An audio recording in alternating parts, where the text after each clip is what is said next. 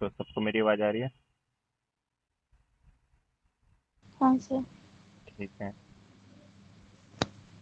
हम्म, तो कल हमने जो कल वाले लेक्चर था उसमें या ऊपर तक हमने पढ़ लिया था, जिसमें सब्स्टिट्यूशन रिएक्शन पढ़ लिया था। ठीक है, यानी कि प्रतिस्थापन अभिक्रिया हमने पढ़ ली थी। और आज जो हमारा टॉपिक चालू होना था वो ये होना था कि कुछ महत्वपूर्ण कार्बन यौगिक, एथनॉल तथा एथेनोइक अम्ल। ठीक है, some important carbon compounds ethanol and ethanoic acid. ठीक है, पुरानी वीडियो में हमने देखा कि इसमें हमारे जो इम्पोर्टेंट कार्बन कंपाउंड्स हैं ये पढ़े थे हमने, और एथेनॉल भी हम पढ़ चुके हैं और एथेनोइक एसिड भी हम देख चुके हैं। पर इसमें इम्पोर्टेंट और इनके बारे में थोड़ा डिटेल में दिया है, वो हमें देखना है। ठीक है, वो देखते हैं। तो many carbon compounds are invaluable to us, but here we shall study the properties of two commercially important compounds, ethanol and ethanoic acid। अब देखो, कमर्शियली इंपॉर्टेंट यानी कि इसलिए इंपॉर्टेंट है क्योंकि हमारे ये व्यापार में भी काम आते हैं, है ना। मतलब हमारे लिए सोर्स बन सकते हैं इनकम का। ठीक है, हमारे लिए इनकम का सोर्स बन सकते हैं, इसलिए ये इंपॉर्टेंट है। ठीक है, तो हम क्या है इनको पढ़ेंगे, इनकी प्रॉपर्टीज को, और जानेंगे कि कैसे हमारे लिए इंपॉर्टेंट हो सकते हैं। ठीक है, एथेनॉल एंड एथेनोइक एसिड। ठीक है, प्रॉपर्टीज ऑफ एथेनॉल। अब एथेनॉल की प्रॉपर्टीज पढ़नी है। ओ एल, एल्कोहल ग्रुप का है, ये तो हमें पता है ना। और इसमें हम इसकी अब कुछ गुणधर्म पढ़ने वाले हैं, एथेनॉल के गुणधर्म। ठीक है, तो एथेनॉल कक्ष के ताप पर द्रव अवस्था में होता है। एथेनॉल की गलनांक एवं क्वथनांक के लिए सारणी 4.1 देखिए। सामान्यतः एथेनॉल को अल्कोहल कहा जाता है तथा यह भी अल्कोहल पेय पदार्थों का महत्वपूर्ण अवयव होता है। इसके अतिरिक्त यह एक अच्छा विलायक है। ठीक है, अब देखो पहले 4.2 ये टेबल देखने को बोल रहा है, ये देखते हैं 4.1। 4.1 टेबल जो है हमारी,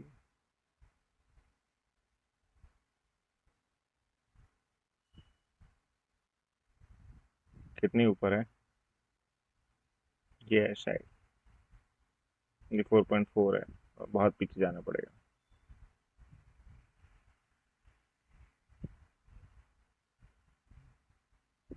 ये 4.2 है।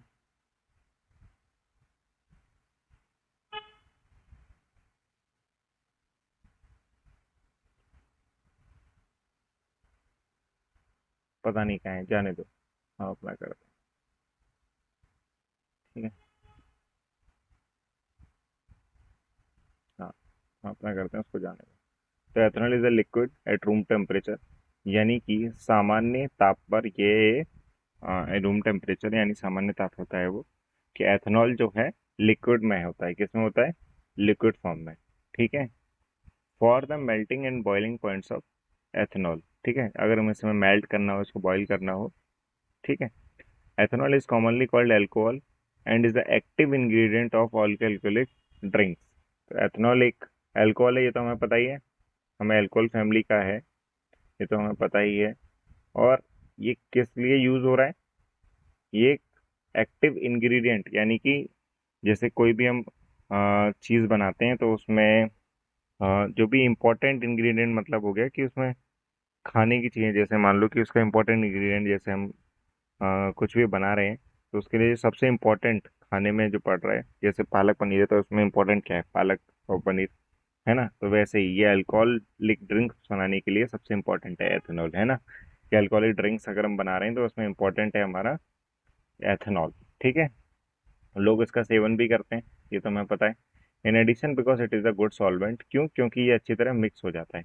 ठीक है, it is also use in medicine. और किस में यूज होता है? मेडिसिन में। जैसे हमें पता है कि कफ सिरप हो गई, है ना, खांसी की जो दवाई होती है वो, है ना, such as tincture iodine, cough syrups and many tonics. और भी बहुत सारे टॉनिक होते हैं, उनमें ये यूज होता है। ठीक है, ethanol is also soluble in water in all proportions. Water में भी सॉल्युबल है, यानी कि ये पानी में भी आराम से घुल जाता है। ठीक है, consumption of small quantities of dilute ethanol causes drunkenness. अगर हम जो क्या है इसका कंजप्शन यानी कि इसको हम धीरे धीरे कंजप्ट कर रहे हैं यानी कि ले रहे हैं इसको छोटी छोटी क्वांटिटीज में, छोटी छोटी क्वांटिटीज मतलब छोटे छोटे अमाउंट में, ठीक है, ऑफ डाइल्यूट एल्कोहल, एथेनॉल मतलब कि जो घुलन एल्कोहल होता है, एथेनॉल है, वो क्या है हमारे लिए क्या कर देता है, ड्रिंकिनेस। ठीक है, आपके लिए बताता हूँ मैं कि जैसे थोड़ी सी मात्रा भी लेने पर नशा आ जाता है। क्या आ जाता है, नशा, यानी कि इसको हम अ, मतलब छोटा थोड़ा थोड़ा भी लेंगे तो भी हमें इससे क्या है, नशा हो जाएगा। ठीक है, हालांकि अल्कोहल पीना निंदनीय है लेकिन समाज में बड़े पैमाने पर प्रचलित है, लेकिन शुद्ध अल्कोहल, परिशुद्ध अल्कोहल की थोड़ी सी भी मात्रा घातक सिद्ध हो सकती है।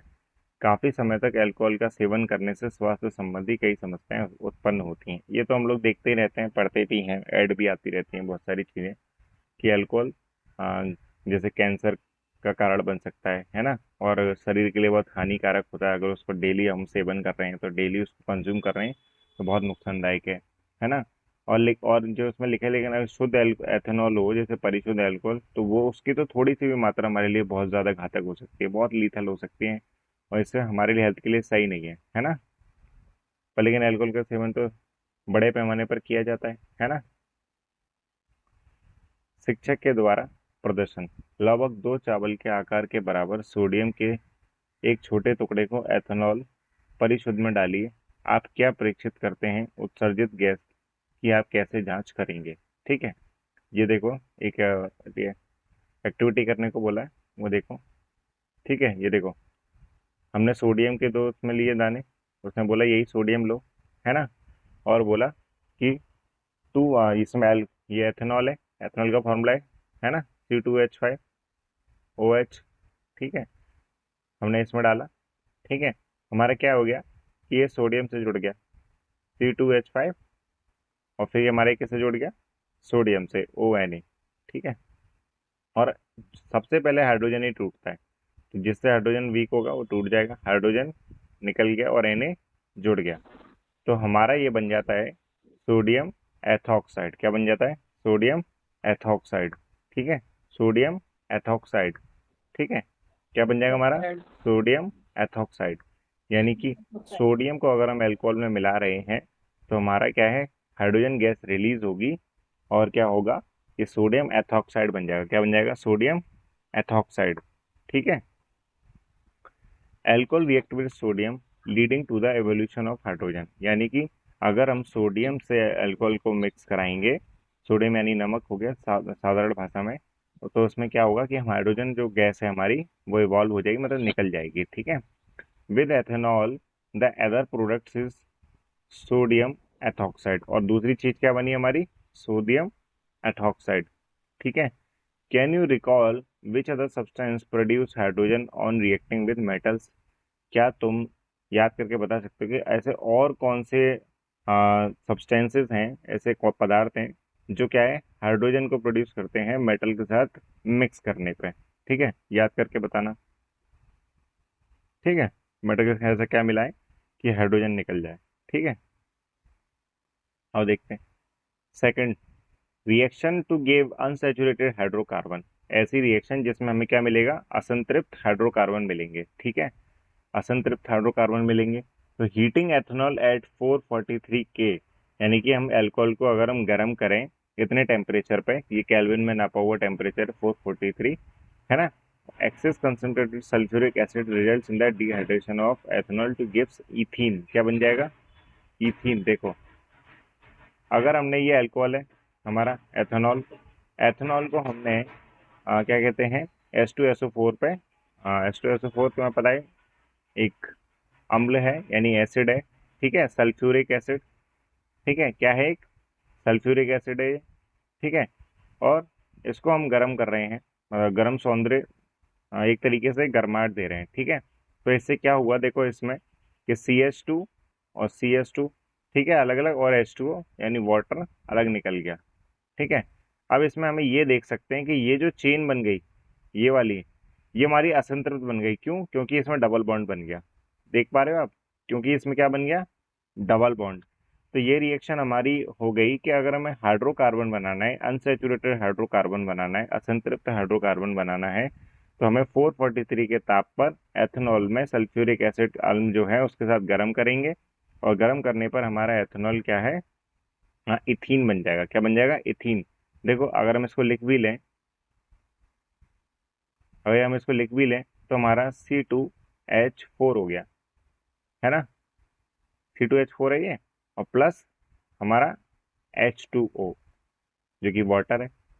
ठीक है, गर्म करने पे वाटर सेपरेट हो गया, और ये क्या बन गया? हमारा इथीन, डबल बॉन्ड बन गया। और यानी कि डबल बॉन्ड यानी कि अनसेचुरेटेड हाइड्रोकार्बन। ठीक है, इस अभिक्रिया में सल्फ्यूरिक एसिड निर्जलीकरण कारक के रूप में काम करता है, जो एथेनॉल से जल को अलग कर देता है। ठीक है, ठीक है।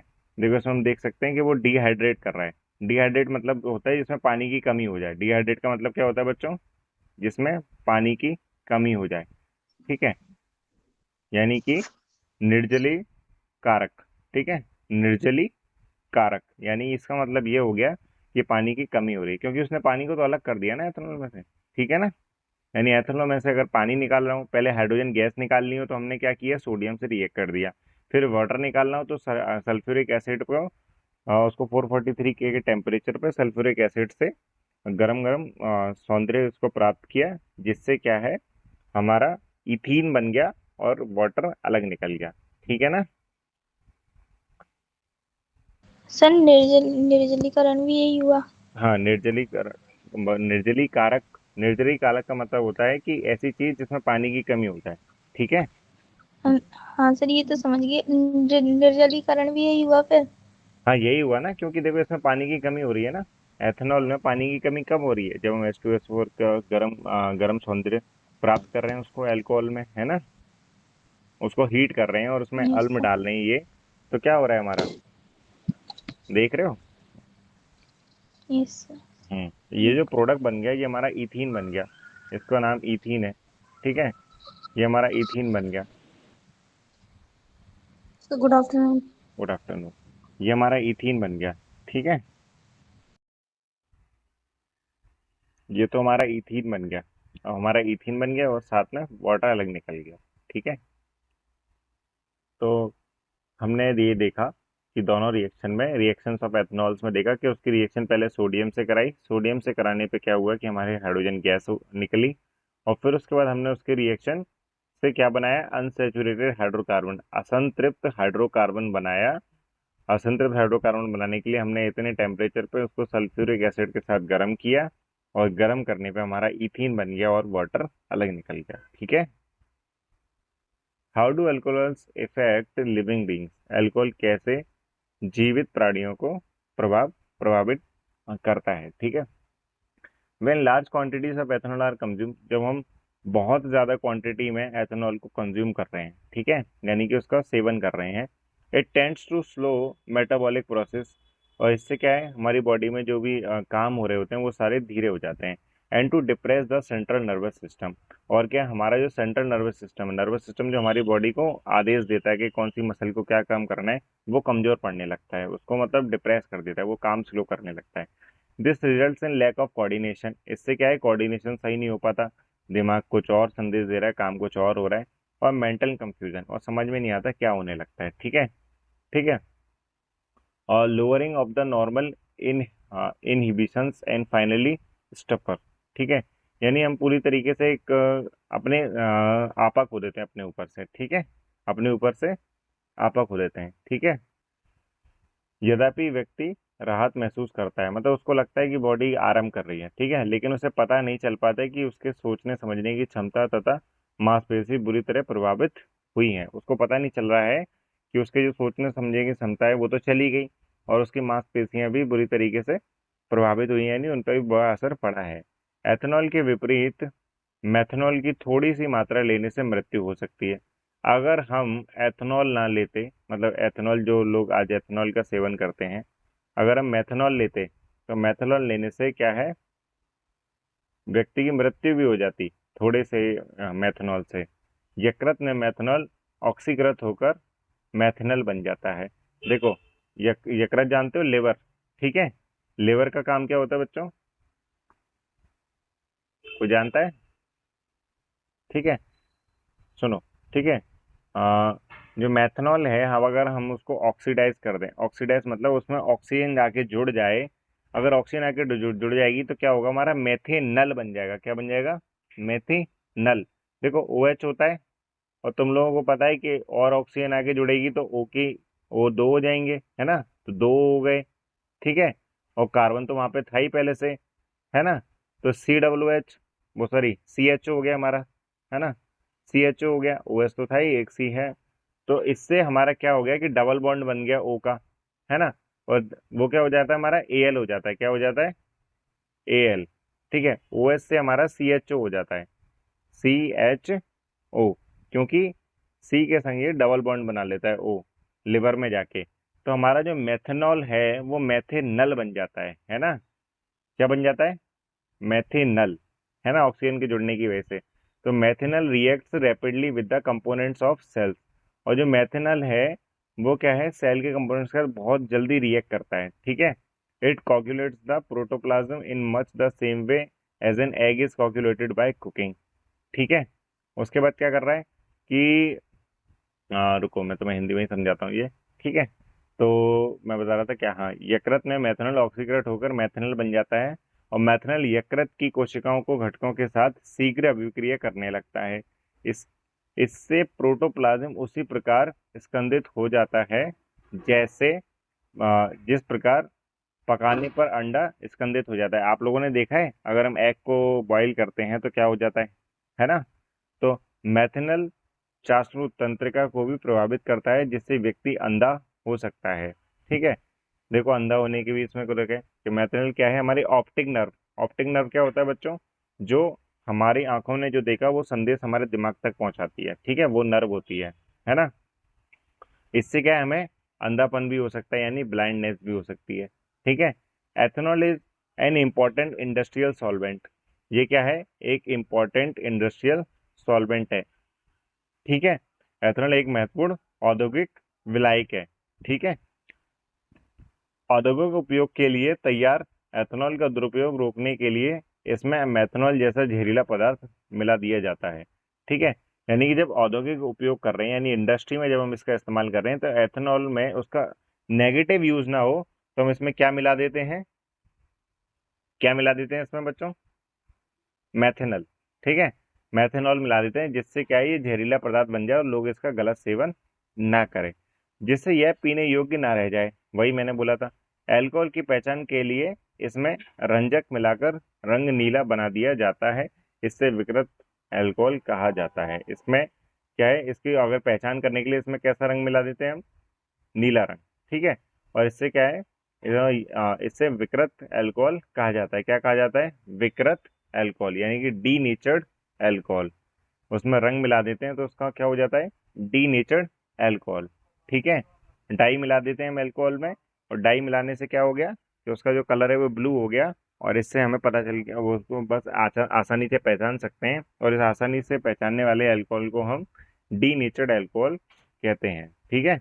क्या बोलते हैं? D नेचर्ड alcohol. आपके में हिंदी में बोलते हैं विकृत अल्कोहल। क्या कहते हैं? विकृत अल्कोहल, ठीक है। ईंधन के रूप में अल्कोहल, अब ईंधन के रूप में भी अल्कोहल का इस्तेमाल करते हैं, वो देखते हैं, ठीक है।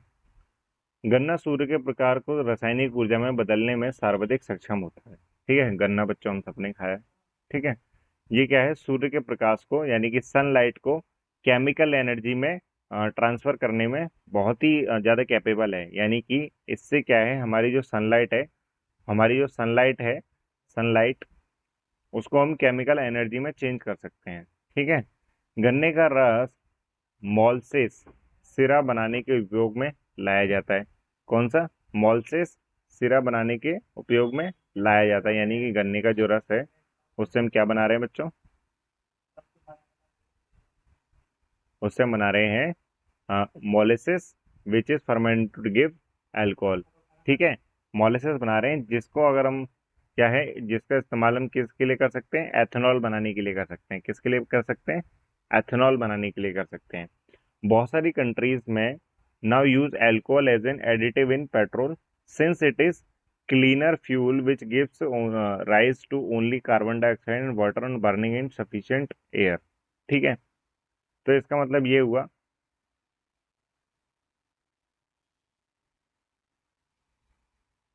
मेरी आवाज आ रही है? हेलो।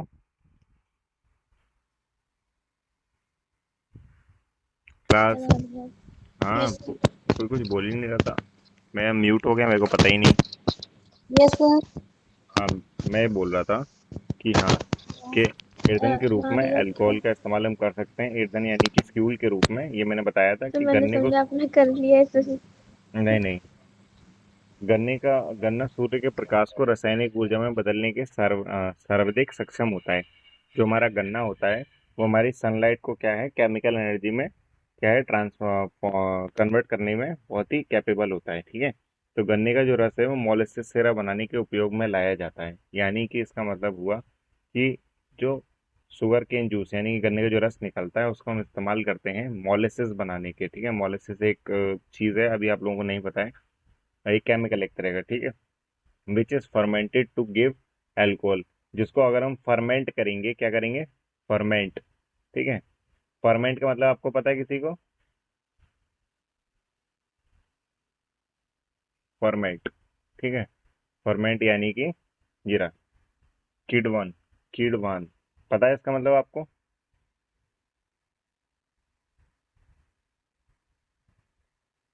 बच्चा सर इसका मतलब पता है?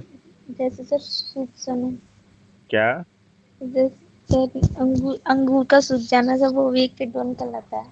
अच्छा हाँ, वो तो ठीक है, पर कैसे?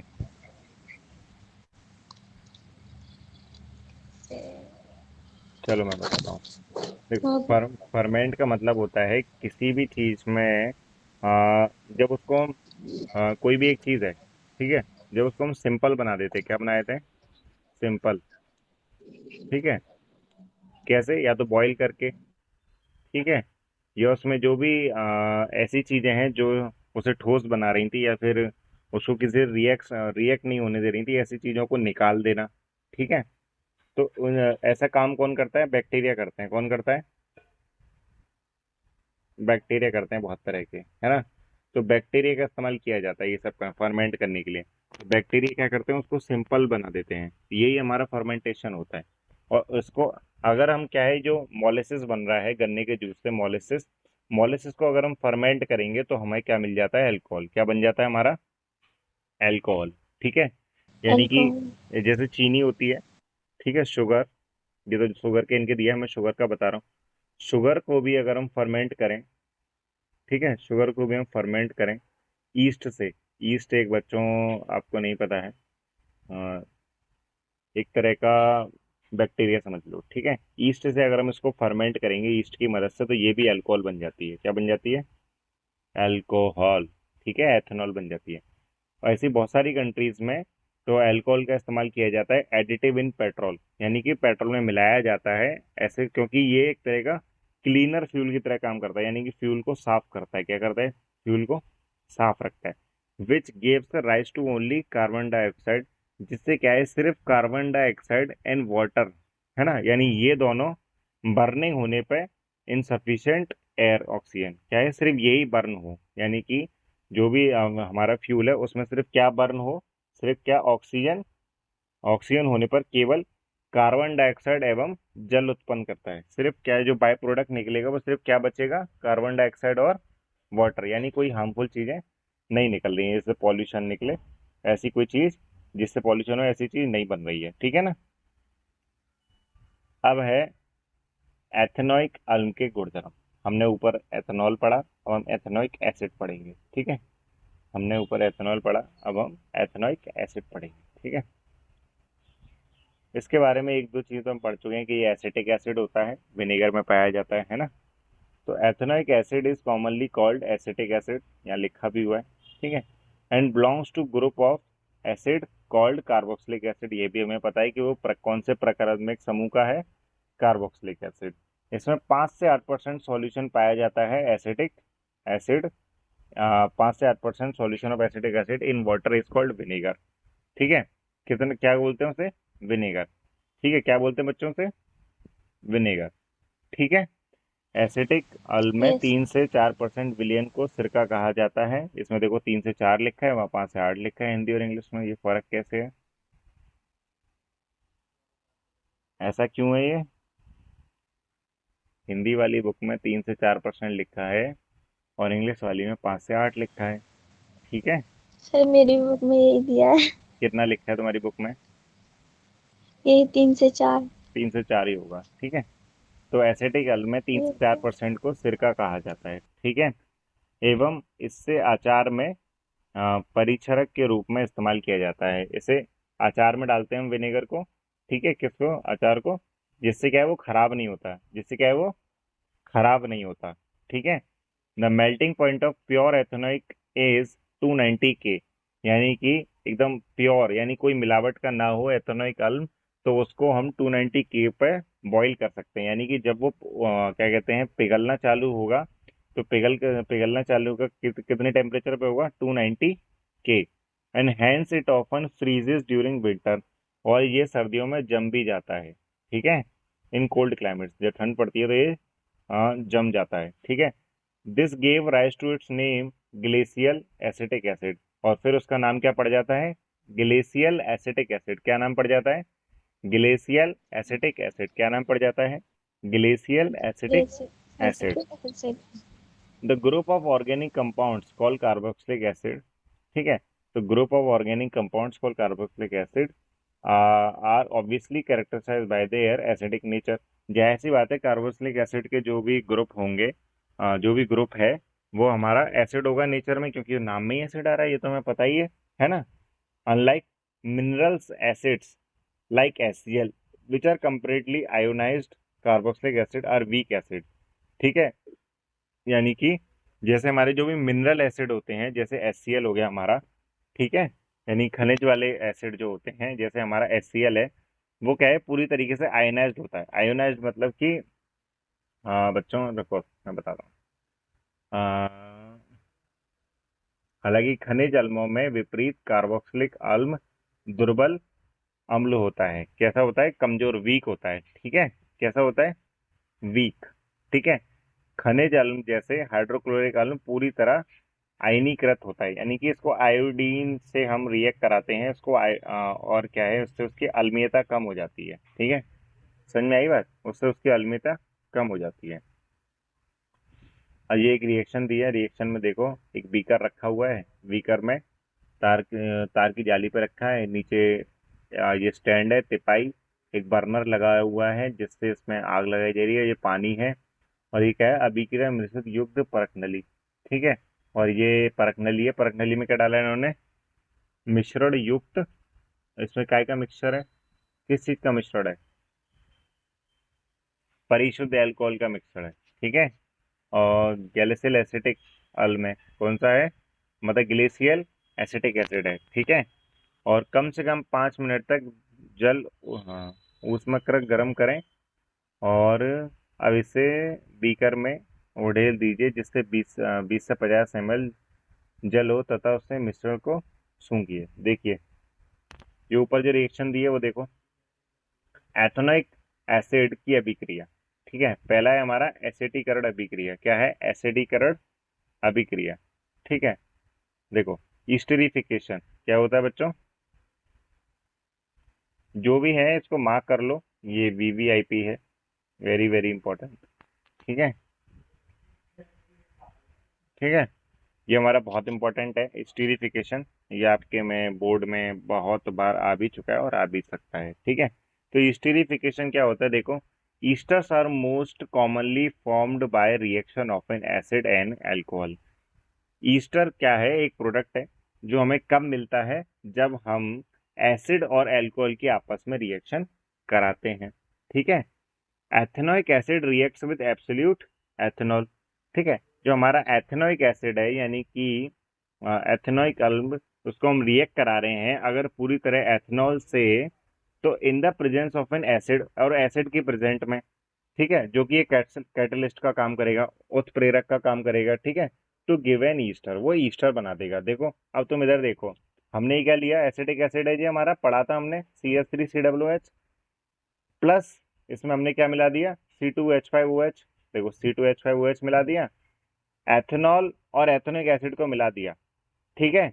और देखो एसिड इसमें और डाल दिया हम अलग से उत्प्रेरक के तौर पे, ठीक है।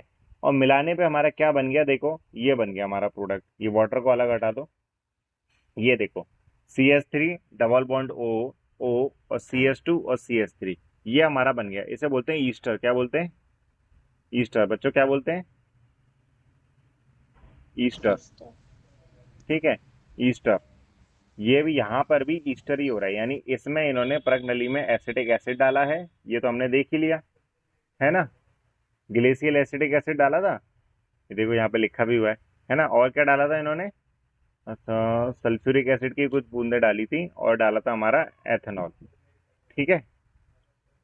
देखो जो भी ईस्टर बना, ईस्टर का काम क्या होता है, स्वीट स्मेलिंग सब्सटेंसेस, यानी कि इसमें हमें मीठी खुशबू आती है, ऐसे पदार्थ होते हैं, ठीक है।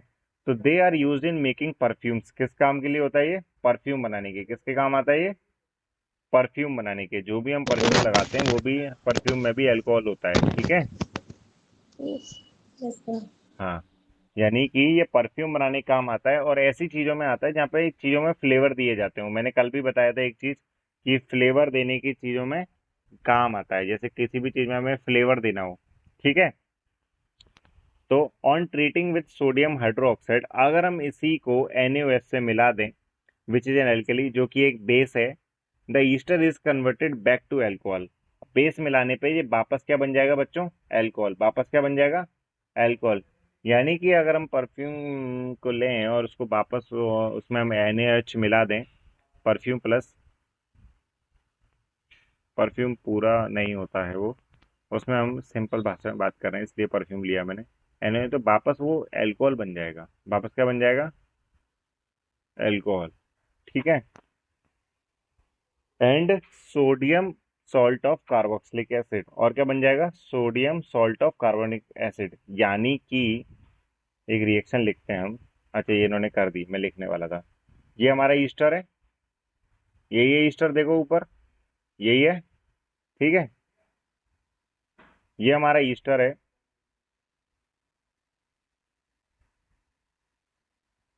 ठीक है, ये नहीं आएगा, ठीक है। ये हमारा ईस्टर है, इसको हमने देखो सोडियम हाइड्रोक्साइड एक उत्प्रेरक डाला, और देखो क्या हुआ, ये बन गया, ये अलग बन गया, ये अलग बन गया, ठीक है। दो प्रोडक्ट बने, एक तो अल्कोहल बन गया, ये तो अल्कोहल ही है, एथेनॉल, सबको पता है, C2H5OH। और ये हमारा क्या बन गया, CH3COOCna। यानी कि ये हमारा क्या बन गया, कोई बताएगा क्या बना ये हमारा, बच्चों क्या बना, salt, sodium salt of carboxylic acid. क्या बन गया हमारा, sodium salt of carboxylic acid, ठीक है, sodium salt yes. Of carboxylic ऐसे। एसिड, ठीक है। कोई दिक्कत, नो सर। ठीक है। अब दूसरी चीज है रिएक्शन विद बेस, ठीक है, बेस से मिलाना है। तो like mineral acid, ethanoic acid reacts with base, जैसे एसिड से मिलता था वैसे बेस से मिला दिया, है ना, जैसे सोडियम हाइड्रोक्साइड से मिला दिया। तो इससे क्या बनेगा, सॉल्ट बन जाएगा, ठीक है, क्या बन जाएगा, सॉल्ट। और अंदर क्या बन जाएगा, सोडियम एथोनेट, और कॉमनली कॉल्ड सोडियम एसिटेट। और नॉर्मल अगर हम जनरली नाम बताएंगे तो क्या बन जाएगा, सोडियम एसिटेट, और क्या कहते हैं, वैसे उसका नाम है सोडियम एथोनेट, ठीक है। और वाटर, रिएक्शन देख लेते हैं, कुछ नहीं है हमारा।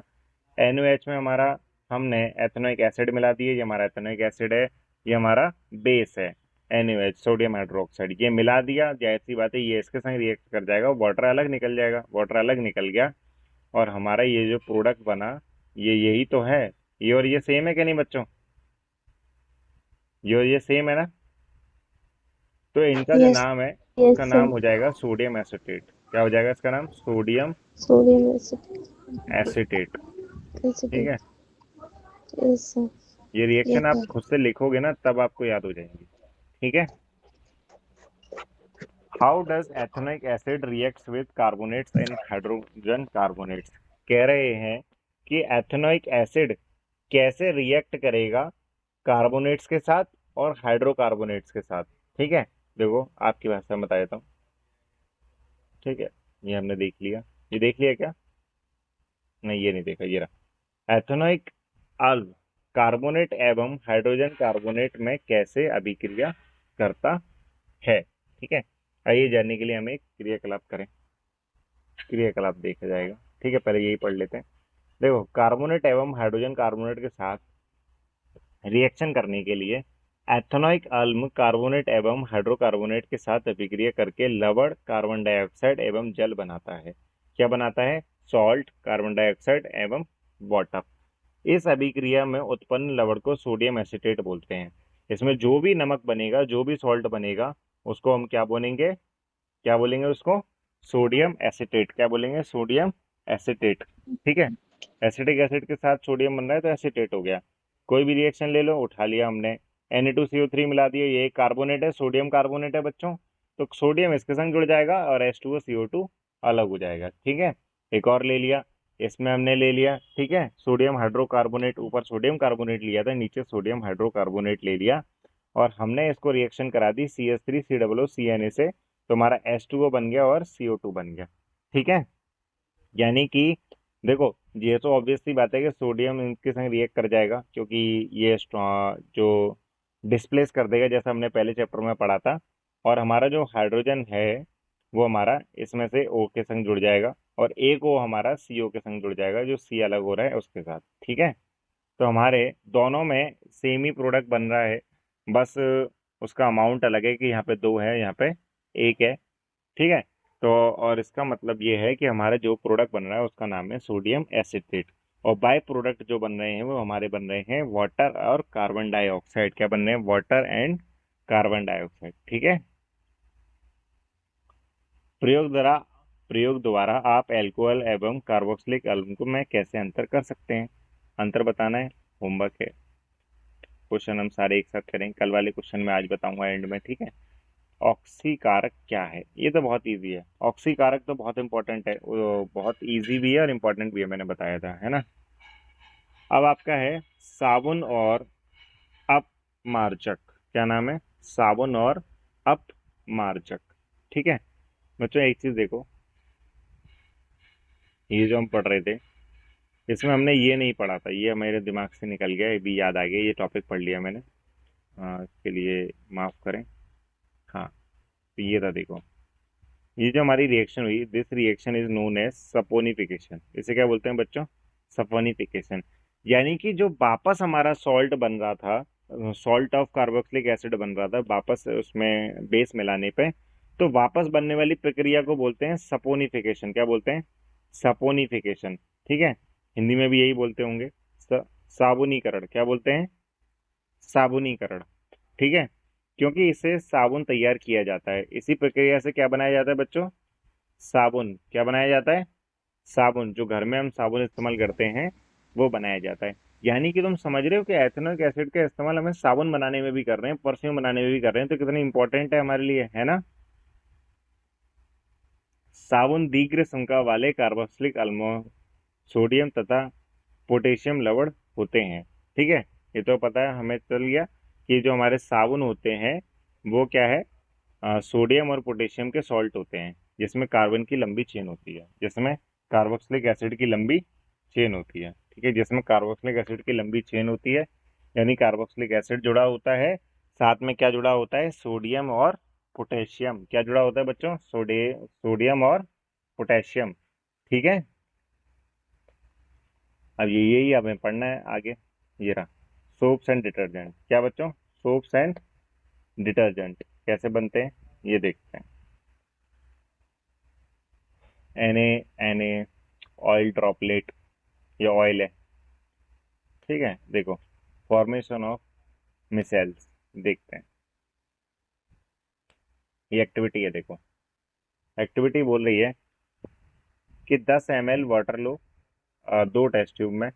ठीक है, उसमें ड्रॉप डालो कुकिंग ऑयल की, जो खाना बनाने का तेल है। ठीक है, to both the test tube, उसमें बूंद डालो। ठीक है, और टेस्ट ट्यूब बी में add a few drops of soap solution, उसमें सोप का घुलन डालो थोड़ा सा एक बी वाले में, और now shake both the test tube vigorously for same period, और दोनों को थोड़ा हिलाओ, है ना। उसके बाद देखो कि can you see the oil and water layer separately, और हमें देखने को मिला है जिसमें हमने सोप मिलाया है उसमें ऑयल और वाटर की जो लेयर है यानी कि वो आपस में अलग अलग हो जा रही, ऑयल अलग से दिखने लगेगा, ठीक है। और दोनों immediately after you stop seeking, जैसे ही आप उसको शेक करना स्टॉप करो, रोकोगे और उसको वैसे ही छोड़ दो टेस्ट ट्यूब को, तो तुम देखोगे undistributed for the some time and observe does the oil layer separate out, क्या ऑयल की लेयर अलग हुई, in which test tube does the happen first, और किस टेस्ट ट्यूब में ये पहले हुआ, किस टेस्ट ट्यूब में ये पहले हुआ, मतलब दोनों में ऐसा हुआ कि ऑयल और वाटर सेपरेट हो गए, अलग अलग हो गए, पर हमें ये देखना है कि किस टेस्ट ट्यूब में ये पहले हुआ, ठीक है। तो this activity demonstrates the effect of soap in cleaning, इससे हमें ये पता चला है कि हमें ये पता चल रहा है कि ये सोप है हमारी साफ सफाई करने में, तो सफाई करने में कैसे मदद करता है। Most dirt is oily in nature, ज्यादातर जो महल या फिर गंदगी होती है वो ऑयली होती है नेचर में, यानी कि उसकी जो स्पर्श है वो कैसा होता है, ऑयली होता है। एंड एज यू नो, जैसा कि तुम्हें पता है कि oil does not dissolve in water, जो ऑयल है वो पानी में डिजॉल्व नहीं होता, ये तो हम सब लोग जानते हैं।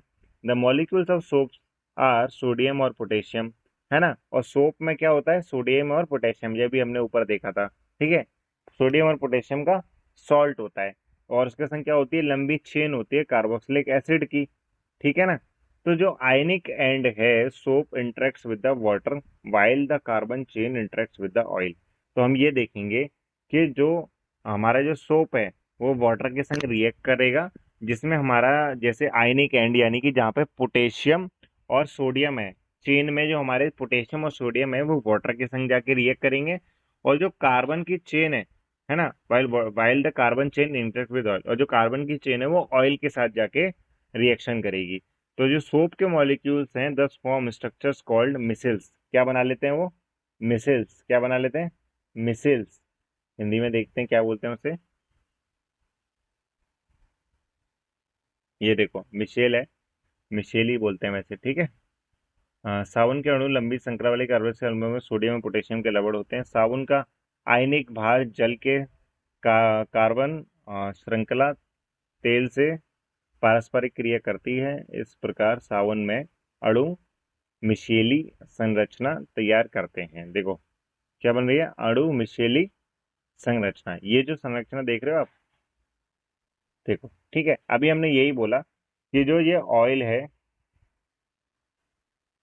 ये जो हमारा ऑयल है, सॉरी ये ऑयल है हमारा, और ये हमारा आयनिक एंड है, ठीक है, यानी आयनिक एंड मेटल, ठीक है। तो ये हमारा आयनिक एंड है, ये हमारा वाटर के संग रिएक्ट कर रहा है, और ये जो चेन है ये क्या है बच्चों, ये जो बन रहे हैं ना जिगजैग जिगजैग, ये हमारी चेन है, क्या है, कार्बन की चेन। तो ये चेन है जो ऑयल के संग रिएक्ट कर रही है, यही हमने इसमें पढ़ा, ठीक है। यानी कि सपोन ये हो रहा है सोप्स की रिएक्शन में कि जो गंदगी थी उस गंदगी में पानी के संग जाके जो रिएक्ट कर रहे हैं वो है पोटेशियम और सोडियम, ठीक है। और जो गंदगी ऑयल है उसके संग जाके रिएक्ट कर रहे हैं क्या बोलते हैं, कार्बन की लंबी चेन, ठीक है। और इस पूरी जो एक संरचना बनी इसको बोलते हैं मिशेल, क्या बोलते हैं, मिशेल, क्या बोलते हैं, मिशेल, ठीक है।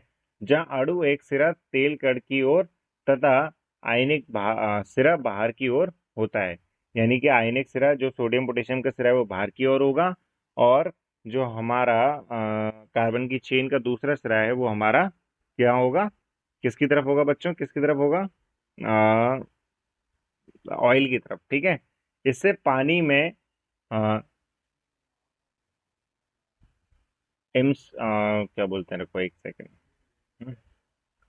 which one end is motional towards soil droplets by any of it? This forms an emulsion in water, इससे क्या है, पानी में इमल्शन हो रहा है बच्चों, क्या हो रहा है, इमल्शन। इमल्शन क्या होता है देखते हैं, ठीक है। Emulsion in water, the soap micelle thus helps in pulling out the dirt in water, इससे क्या है, साबुन मदद करता है कि गंदगी में से पानी में से गंदगी को निकाल सके, and we can wash our cloth clean, और जिससे हमारे कपड़े साफ हो जाते हैं, ठीक है। ये देखो एक मिनट कि इससे पानी में मच्छर बनता है और इस प्रकार साबुन को मिशेल मेल को पानी से बाहर निकालने में मदद करता है और हमारे कपड़े साफ हो जाते हैं। क्या आप मिशेल की संरचना बना सकते हैं जो साबुन को हाइड्रोकार्बन में घोलने से बनता है? क्या आप मिशेल की संरचना यानी मिशेल का स्ट्रक्चर बना सकते हैं जिससे क्या है जो साबुन को हाइड्रोकार्बन में घोलने से मदद करता है, यानी कि जो सोप है उसको हाइड्रोकार्बन में घुलने ना दे, मदद करे। ठीक है, ऐसा क्या ये स्ट्रक्चर आपको बनाने को बोल रहा है? पहले आप ये स्ट्रक्चर देखो, इसमें आप ये समझो, ध्यान से एक बार देखो इसे, मैं दोबारा दिखा रहा हूँ, ये देखो। ठीक है, ये जो ऑयल है बीच में, ये जो जिगजैग जिगजैग जिगजैग जिगजैग बना हुआ है, ये हमारी कार्बन की चेन है। क्या है ये? कार्बन की चेन। तो जो एंड में लगा है वो क्या है? हमारा Na। ठीक है, यानी कि जो अभी हमारा प्रोडक्ट बना था, क्या बना था? CH3COOH Na, यही बना था। एच हट गया था, इसमें एच नहीं था। CH3COO Na, यही प्रोडक्ट बना था अभी ऊपर हमारा। बच्चों बोलो जल्दी, सॉल्ट क्या बना था हमारा? CH3COO Na, यही बना था ऊपर। देखते हैं एक बार, यस सर। यही बना था। ठीक है, एकदम सही बना है ये हमारा। अब इसमें ये देखो कि अगर हम इसको, एक ये ऑयल है, ठीक है, ध्यान से देखना, ये स्ट्रक्चर मैं अपनी तरफ से बना रहा हूँ।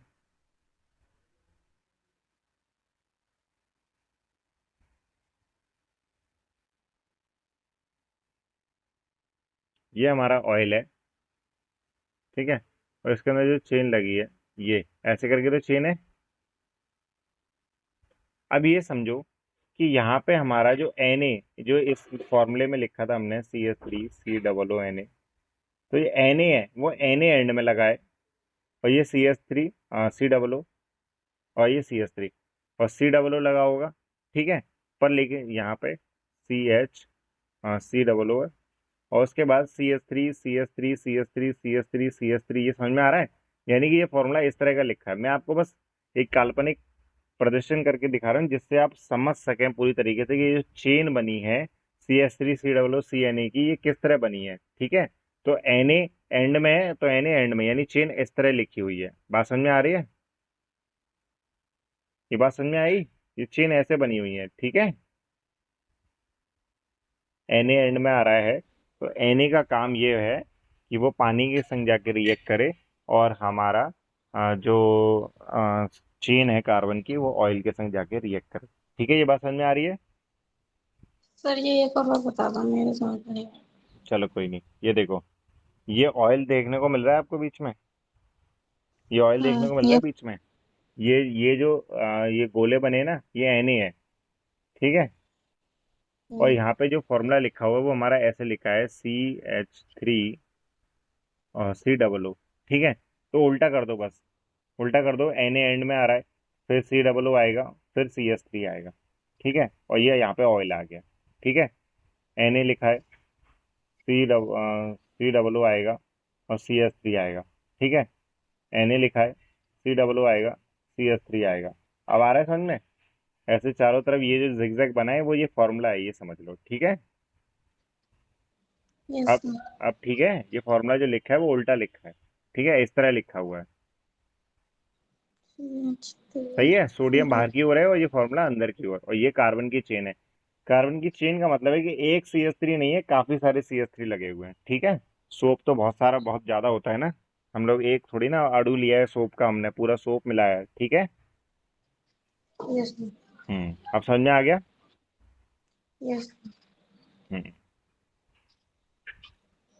अब मिशेल के बारे में थोड़ा सा और देखते हैं क्या होता है। ये देखो, इमल्शन देखने को मिलेगा आपको, पेंट वगैरह में भी इमल्शन होता है, वो देखते हैं क्या चीज होती है। ठीक है, soaps are molecules in which the two ends have different differing properties. Soap क्या है? एक मॉलिक्यूल है। क्या है? मॉलिक्यूल। मॉलिक्यूल वो होते हैं जो एटम एटम से मिलके बनते हैं। ये बात समझ में आई? सोप मॉलिक्यूल है जिसमें दो तरह के एटम होते हैं। ठीक है, या एक ही प्रकार के, एक ही चीज के दो एटम है। ठीक है, तो सोप मॉलिक्यूल्स है।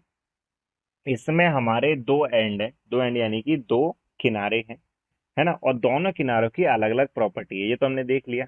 एक जो प्रॉपर्टी हमारी वो हाइड्रोफिलिक है, हिंदी में क्या बोलते हैं उसे? जलरागी। क्या बोलते हैं? एक जो हमारी विलय है जल के सिरे को वलरागी कहते हैं तथा हाइड्रोजन में विलय दूसरे सिरे को जल विरागी कहते हैं। यह बहुत अच्छा नाम है ये तो। जल रागी और जल विरागी दोनों एक दूसरे के अपोजिट हो गए, काम भी अपोजिट ही होता है इनका। ठीक है, एक क्या हमारा जल रागी, दूसरा है हमारा जल विरागी। Hydrophilic hydrophobic. ठीक है, इधर हमारा इंग्लिश में होता है हाइड्रोफिलिक, जो क्या है हाइड्रोफिलिक का मतलब हो गया जो वाटर के संग इंटरेक्ट करता है, जिसको पानी पसंद है। दूसरा हो गया हमारा हाइड्रोफोबिक, जिसको पानी पसंद नहीं है। ठीक है, जिसको पानी पसंद नहीं है, जो हमारा किससे जाके जुड़ेगा, हाइड्रोकार्बन से। किससे जुड़ेगा, हाइड्रोकार्बन से। हाइड्रोकार्बन यानी कि कार्बन और हाइड्रोजन की चेन। ठीक है, when soap is at surface of water, जब सोप क्या है पानी की सरफेस पे आता है, पानी की सतह पे आता है, तो the hydrophobic tell of soap, यानी कि हाइड्रोफोबिक, हाइड्रोफोबिक यानी कि बच्चों जिसको हाइड्रोकार्बन पसंद है, वो उसकी एक लंबी चेन क्या है, soap will not be soluble in water, वो पानी में नहीं घुलती, वो पानी में नहीं घुलती। ठीक है, और soap will align with the surface of water, और क्या है वो सोप क्या है पानी के सरफेस पे रह जाता है विद द आयनिक एंड, और जो जो चीज घुल नहीं रही है वो पानी के एंड पे रह जाएगी। यानी कि जो हमारा क्या है, जैसे कि सोडियम हो गया या पोटेशियम हो गया, वो हमारा उस पर घुलेगा नहीं, वो ऊपर रह जाएगा। ठीक है, in which and the hydrocarbon tail protruding out of the water, और ये पानी के बाहर ही रह जाता है। ठीक है, जो हमारी कार्बन की चेन है वो पानी के बाहर ही रहे, inside out of water, inside water. ठीक है, पानी के बाहर रह जाएगी। ठीक है, और पानी के अंदर क्या होगा वो देखो, पानी के अंदर these molecules have a unique orientation that keeps the hydrocarbon portion out of the water. पता नहीं ऐसा क्या होता है कि जिससे ये पानी के बाहर ही रह जाते हैं। अब ये रिएक्शन देखो कितना बढ़िया स्ट्रक्चर बना है, ये देखो। ठीक है, देखो हाइड्रोफिलिक एंड हाइड्रोफोबिक एंड आप देख रहे हो, कैप्सूल की तरह लग रहे हैं। एक एंड ऐसा है जो क्या है हाइड्रोफिलिक है, जिसको पानी पसंद है, एक हाइड्रोफोबिक है जिसको पानी पसंद नहीं है, एक जल रागी है, एक जल विरागी है। ठीक है, ये देखो ये ग्रीस है या ऑयल है, डर्ट है, ये जो भी है ये गंदगी है। ठीक है, देखो उसके बाद ये आ रहे हैं, देखो रिएक्शन करा रहे हैं। तो तुम ये देखो जो खाली वाला पार्ट है, आप सब लोग देख पा रहे हैं जो पार्ट क्या है, खाली है। ठीक है, यानी कि खाली वाला पार्ट कौन सा है, हम ये समझ पा रहे हैं खाली वाला पार्ट वो है जिसको पानी पसंद नहीं है।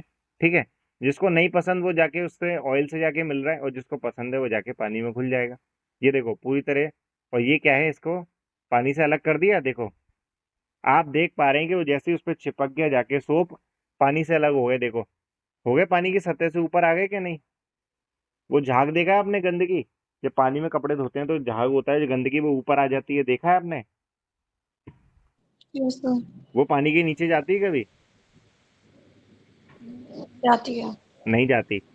वो जो गाढ़ा झाग होता है वो पानी के नीचे नहीं जाता, अच्छा ओके सर। जिसमें गंदगी होती है वो नहीं जाता, ये वही है। आप देख पा रहे हो, तो देखो ये पानी के ऊपर आ गया। तो यही वो समझाने की कोशिश कर रहा है यहाँ पे कि ये जो मॉलिक्यूल्स हैं इनमें एक अजीब ही अपना ही एक पहचान है इनकी, कि ये क्या है hydrocarbon portion of the water को ऊपर रखते हैं, यानी पानी के ऊपर रखते हैं हाइड्रोकार्बन के पोर्शन को, यानी कार्बन की जो चेन है वो ऊपर रहती है। क्योंकि हमने फॉर्मूले में भी पढ़ा था कि पानी में कौन मिलता है जाके, आयनिक एंड, और जो हमारा ऑयल से जाके कौन मिल रहा है, जो हमारा चेन वाला पार्ट है, चेन वाला पार्ट इधर आता है ना, तो चेन वाला पार्ट आके हमारा जो है वो ऑयल से मिल रहा है, जो कि हाइड्रोकार्बन है। चेन तो हाइड्रोकार्बन की है ना, चेन तो हाइड्रोकार्बन की, C H yes three sir. Hydrocarbon है। तो चेन आके यहाँ मिल रही है ऑयल से, और ये चेन क्या है उस गंदगी के ऊपर लेती है और ऊपर ही रहती है पानी की सतह पे। और जैसे ही हम कपड़े को पानी में डुबोते हैं तो वो गंदगी ऊपर रह जाती है, और फिर हम कपड़े को एकदम से झटके से निकाल लेते हैं, तो इसके बाद वो गंदगी पानी के ऊपर ही रह जाती है, उस शर्ट में से बाहर निकल के। आ रही बात समझे, कपड़े धोने की प्रक्रिया समझ में आ रही, मैं आपको कपड़े धोना सिखा रहा हूँ। Yes sir. हाँ आ रही है, तो कपड़े धोने में समझ में आ रहा है। Yes Thus, sir. clusters of molecules in which the hydrophobic tails are in the interior of the cluster and the ionic ends are on the surface of the cluster। ये मैंने पूरा बता दिया। This formation is called as micelle. इसी formation को बोलते हैं Michel. क्या बोलते हैं, मिशेल। यानी आप समझ सकते हैं कि जो जो काम हो रहा है कपड़े धोने में, ये जो गंदगी ऊपर रह जा रही है, और क्या है जो आयनिक पार्ट है वो पानी में घुल जा रहा है, और जो अच्छा इसका काम क्या होता है आयनिक पार्ट का, फिर जो सोचो जब सॉल्ट हमारा काम नहीं कर रहा, पानी में घुल जा रहा है जाके, तो हमारा ये काम क्या है सोप में इसका, तो इसका काम अभी बताता हूँ। ये ये पानी में जो हार्डनेस होती है ना, यानी पानी थोड़ा क्या है, हार्ड होता है, उसमें हर चीज़ घोलना इतना आसान भी नहीं है, ठीक है, क्योंकि तुम नमक भी डाल दो तो बिना उसको स्टिर किए तुम मिला नहीं सकते, है ना। तो वो वाली चीज़ है, ऐसे ही पानी हार्ड होता है। तो ये पानी के हार्डनेस को कम करता है। जो सॉल्ट है हमारे, वो पानी के हार्डनेस को क्या करते हैं, कम करते हैं, यानी पानी जो हमारा हार्ड है उसको ये हार्ड वाटर को सॉफ्ट वाटर बनाता है, ये काम होता है। ये भी आगे दिखाएंगे, पहले ये देख लो। तो ये पूरी प्रक्रिया है, इसको बोलते हैं मिशेल। क्या बोलते हैं बच्चों? मिशेल, ठीक है। और soap in the form of micelle is able to clean. और अगर साबुन हमारा मिशेल की फॉर्म में आ जाता है तो हमारी सफाई के योग्य हो जाता है, ठीक है। Since the only dirt will be collected in the centre of the micelle, क्या है, सारी गंदगी मिशेल के सेंटर में कलेक्ट हो जाती है। This micelle stay in solution as a colloid. ये क्या है, विलय में एक कॉलॉइड की तरह रह जाता है। तुम लोग के लिए कॉलॉइड, कॉलॉइड होता है जैसे बच्चों, चलो मैं इसको हिंदी में देख के बताता हूँ, ठीक है।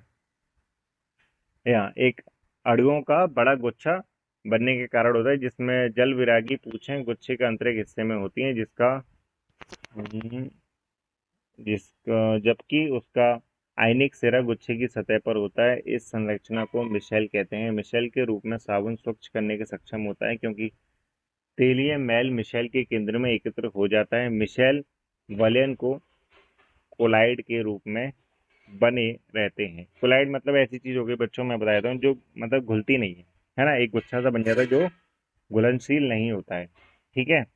तथा आयन आयन विक, अ, विक्षण के कारण वे अवेक्षेपित नहीं होते, यानी कि देखेंगे कि will not come together to precipitate because of ion ion repulsion.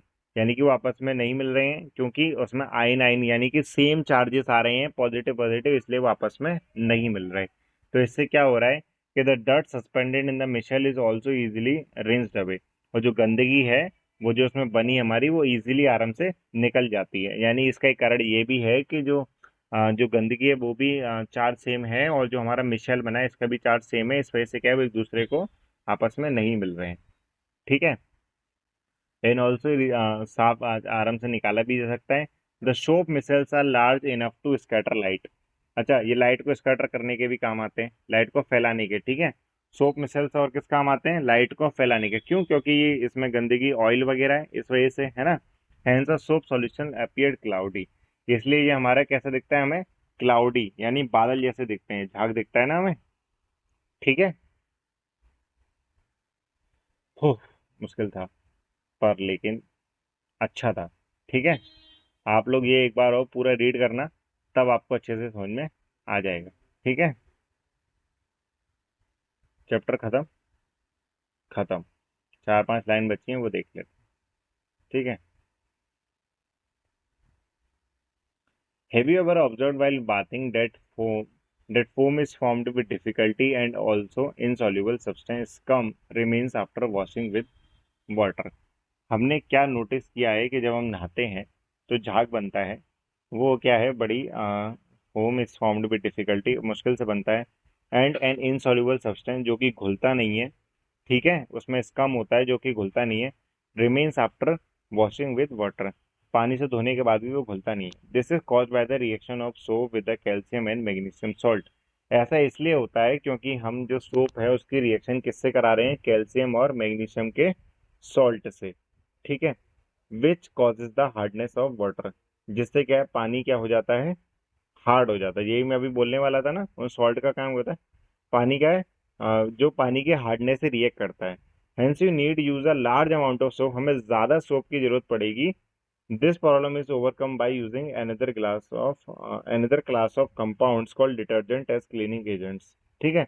ये प्रॉब्लम को हमें कम करने के लिए हमने एक और सॉल्यूशन निकाला, जिसमें हमने क्या बनाए, डिटर्जेंट्स। क्या बनाए, डिटर्जेंट्स, सर्फ, ठीक है, क्लीनिंग एजेंट, सफाई के लिए। तो डिटर्जेंट्स जो होते हैं वो सोडियम के, generally sodium salts of sulphonic acids और अमोनियम सॉल्ट्स, उसमें क्या है, सल्फोनिक एसिड्स होते हैं और अमोनियम सॉल्ट्स होते हैं, और क्लोराइड भी होता है या फिर ब्रोमाइड होता है, जो क्या है, both have long hydrocarbon chain, जिनमें क्या है, बहुत ही लंबी कार्बन हाइड्रोकार्बन की चेन होती है। The charge ends of the compound do not form insoluble precipitates. देखो, जो हमारा क्या बोलते हैं, जो चार्ज एंड्स, यानी कि जिन पे चार्ज है, यानी कि चार्ज उन्हीं पे होगा जिन पे जो हमारे आयनिक बॉन्ड बने, यानी कि मेटल्स वगैरह टाइप, यानी सॉल्ट होंगे जो, है ना। सॉल्ट में जो हमारा मेटेलिक पार्ट है वो होगा चार्ज, ठीक है। तो जो हमारे चार्ज एंड्स हैं इन कंपाउंड्स में, वो क्या है, इनसॉल्युबल प्रेसिपिटेट्स नहीं बनाते, यानी ऐसी चीज नहीं बनाते जो पानी में ना घुले, with the calcium and magnesium ions in hard water. क्या है, और इनमें क्या होता है, कैल्शियम और मैग्नीशियम आयंस, ये हमने पढ़ी थी अभी डिटेल में बताया कि कैल्शियम और मैग्नीशियम के आयंस, तो यही हमारे आयंस होंगे, यही हमारे चार्ज आयंस हैं, क्योंकि कैल्शियम ही मेटल है, मैग्नीशियम भी, ठीक है। दस they remain effective in hard water.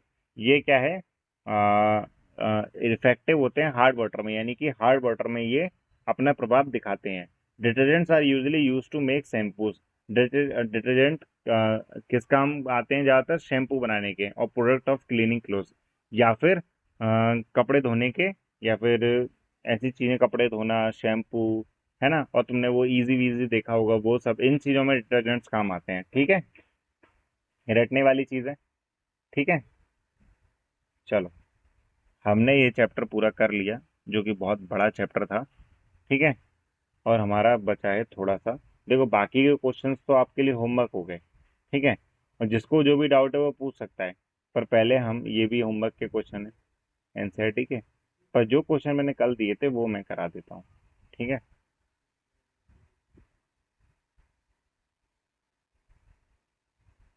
ठीक है।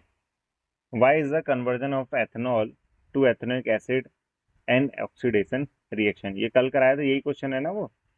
हाँ यही है, इसके ऊपर भी है कुछ जो रह गए हो कराना बाकी, नहीं, नहीं देखता हूँ। सर यही होता है। यही है, ठीक है, ये तो सारे करा दिए थे, तो यही क्वेश्चन है। हाँ बच्चों, तो इसका आंसर आप में से कौन बता सकता है कि why is the conversion of ethanol to ethanoic acid and oxidation reaction. देखो सुनो, इसमें हमें कुछ नहीं है, सिंपल है, ये जानना है कि जो हमारा एथेनॉल है, एथेनॉल क्या है, C2H5OH, इसमें टोटल हाइड्रोजन कितने हैं, 6। कितने हाइड्रोजन है, 6। और हमारा CH3COOH, ये हमारा एथेनोइक एसिड है, इसमें कितने हाइड्रोजन है, 3 और एक 4, कितने हाइड्रोजन है, चार। 4। 4 हाइड्रोजन क्यों हो गए, क्योंकि यहाँ पे एक ऑक्सीजन जो था वो इसमें आके 2 ऑक्सीजन हो गए, और 2 ऑक्सीजन ने 2 हाइड्रोजन हटा दिए, क्योंकि एक बॉन्ड एक्स्ट्रा हो गया। हो गया कि नहीं, यानी डबल बॉन्ड यस। होता है ना इनके बीच में, ये मैंने कल इसका फिगर बनवाया था, ओ डबल बॉन्ड सी, है ना, यही बनवाया था। ये हमारा यस सर। एथेनोइक एसिड का है, और इसमें क्या लगा होता है हमारा CH3, यही था ना। और जो हमारा एथेनॉल था उसमें तो सिंपल था कि हमारे जो 2 कार्बन थे, 5 हाइड्रोजन थे, है ना। कितने थे,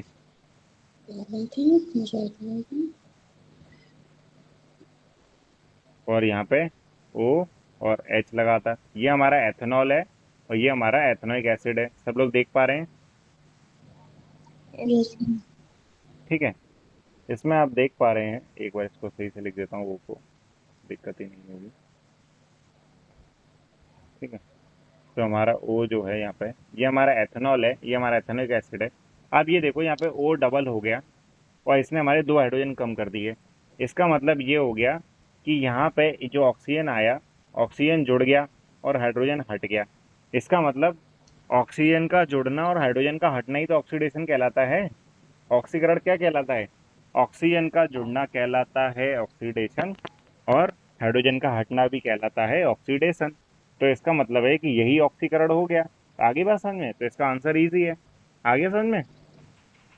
यस सर। तो एथेनॉल से एथेनोइक एसिड बन रहा है, तो इसका मतलब ये हो गया कि उसमें ऑक्सीकरण हो रहा है, क्योंकि हाइड्रोजन हाइड्रोजन हट रहा है और ऑक्सीजन जुड़ रहा है, ठीक है। चलो, दूसरा question. A mixture of oxygen, यानी ऑक्सीजन का मिक्सचर, एक एथाइन, और एथाइन, एथाइन और ऑक्सीजन का मिक्सचर वेल्डिंग के काम क्यों आता है, ठीक है, इसका एग्जाम्पल बताना है। Can you buy a mixture of ethyne and air, ethyne और एयर का इस्तेमाल क्यों नहीं कर सकते, बच्चों बताओ इसका आंसर। चलो छोड़ो, मैं बता देता हूँ, तो तुम लोग को नहीं आ रहा है तो बहुत इजी है इसका आंसर, देख के ही पता चल गया मेरे को। बोल रहा है कि ऑक्सीजन। भाई कंबशन रिएक्शन होगी ना। सोचो वेल्डिंग में क्या होता है, हीट। हीट कब होगी, जब कंबशन। कंबशन यानी दहन क्रिया। दहन क्रिया के लिए सबसे जरूरी क्या है, ऑक्सीजन। दहन क्रिया के लिए सबसे जरूरी क्या है, ऑक्सीजन। ऑक्सीजन। अगर हम सादा हवा नॉर्मल एयर ले लें, यानी कोई भी एयर है, एयर में ऑक्सीजन नहीं है ज्यादा, कोई और एयर ले ली हमने, और एयर में अगर हम उसको वेल्डिंग करेंगे, इथाइन को बर्न करेंगे, तो क्या हो रहा है कि सादा एयर से इथाइन को बर्न करने पे ये हो रहा है कि ऑक्सीजन पूरी तरह नहीं मिल रही है। तो हमारा जो कंबशन हो रहा है वो इनकम्प्लीट हो रहा है, अपूर्ण कंबशन, अपूर्ण दहन क्रिया। ठीक है। और अगर हम ऑक्सीजन के साथ कर रहे हैं तो हमारी पूर्ण दहन क्रिया हो रही है, यानी कंप्लीट कंबशन हो रहा है। क्या हो रहा है, कंप्लीट कंबशन। ठीक है, आ रही बात समझ में। यस। तो वेल्डिंग में कंप्लीट कंबशन जरूरी है भाई, जोड़ना है पूरी तरह मजबूती से, तो क्या चाहिए, कौन सी गैस चाहिए, ऑक्सीजन। आ रही बात समझ में। इसलिए वेल्डिंग के टाइम पे हम एयर का इस्तेमाल नहीं करते, क्योंकि एयर से हमारा इनकम्प्लीट कंबशन होता है। हम ऑक्सीजन का इस्तेमाल करते हैं जो कि कंप्लीट कंबशन है, क्योंकि ऑक्सीजन ही दहन क्रिया के काम आती है। ठीक है, हो गए दोनों सवाल।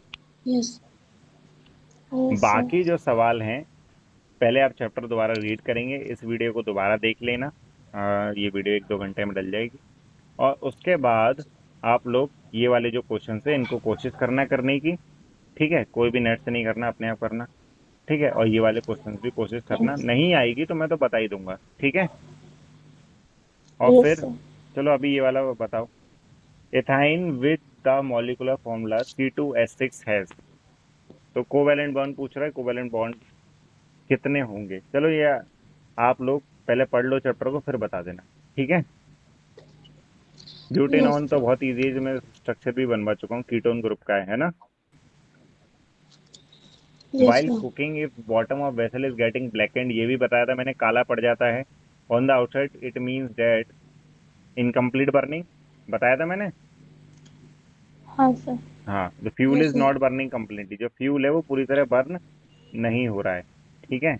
नहीं होता। Explain the nature of covalent bond using the bond formation CH3Cl।